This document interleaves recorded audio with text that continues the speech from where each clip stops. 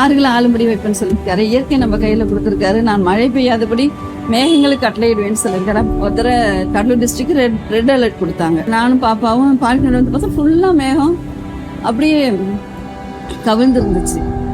அப்போ red alert இங்கே வந்து 24 சென்டிமீட்டர்னு 1 சென்டிமீட்டர் மழை பெஞ்சா சிதம்பரம் தாங்காது. அப்போ ஏசப்பா இந்த வசனம் சொல்லியிருக்கீங்க, மழை பெய்யாதபடி மேகங்களுக்கு கட்டளையிடுவீங்க. அப்போ இயேசுவின் நாமத்தில் இந்த மழை மேகங்கள் இந்த சிதம்பரத்தை விட்டு தமிழ்நாட்டை விட்டு கடந்து செல்வதாகன்னு வாயை விட்டு 2 பேரும் சொன்ன. அவ்வளோதான், மேகம் அப்படியே கடந்து போச்சு.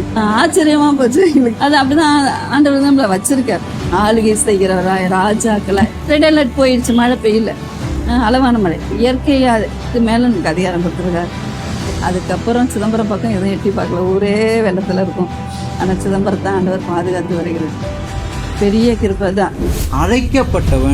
அழைக்கப்பட்டவன் யாரு? நீங்களும் நானும் தான். அப்ப நம்மளை ஒரு சூஸ் பண்றாரு. எதற்காக?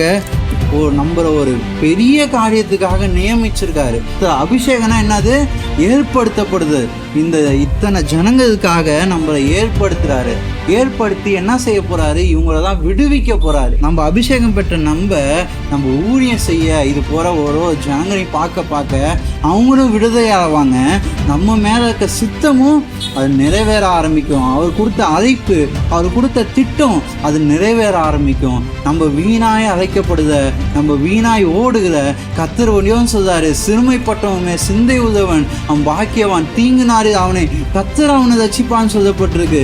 நம்ம சிறுமைப்பட்ட ஒவ்வொரு ஜனங்களுக்காக ஜெபிக்கும் போது அவங்கள பார்த்து அவங்கள சந்தித்து ஜெபிக்க ஒரு விடுதலை நம்ம பார்ப்போம். அவங்க வாழ்க்கை ஒரு சந்தோஷத்தை, வேற என்னங்க சந்தோஷம்? இன்னொருத்தவங்க சந்தோஷப்படுறத நம்ம பார்த்தாலே அவங்க விடுதலை. ஆனா ஒருத்தவங்க பிசாசு அகப்பட்டிருக்காங்க, ஒருத்தவங்க கடன் பிரச்சனை பாதிக்கப்பட்டிருக்காங்க, அதுல ஒரு விடுதலை உண்டானா அதோட ஒரு பெரிய சந்தோஷம் என்ன? இன்னொன்னு என்னன்னா, அவர் ரட்சிப்பை அவங்க பெற்றுக்கொண்டாங்கன்னா பரலோகமே சந்தோஷப்படுமா? நம்ம செய்கிற ஒரு சின்ன காரியத்தினால ஒரு பரலோகமே சந்தோஷப்படத்தக்கதாய் நம்ம ஊழியம் செய்ய போறோம். நம்ம வீணா உழைக்க ஒரு சித்தத்தை வைத்திருக்காரு. அதை நிறைவேற்ற அவர் திட்டம் கொண்டிருக்காரு. அதுக்காக நம்ம ஜெபிக்க இந்த சிறுமைப்பட்டவங்க சிந்தை உதவனா இருக்க கர்த்தர் நம்மளையுமே ரட்சிப்பார்னு சொல்லப்பட்டிருக்கு.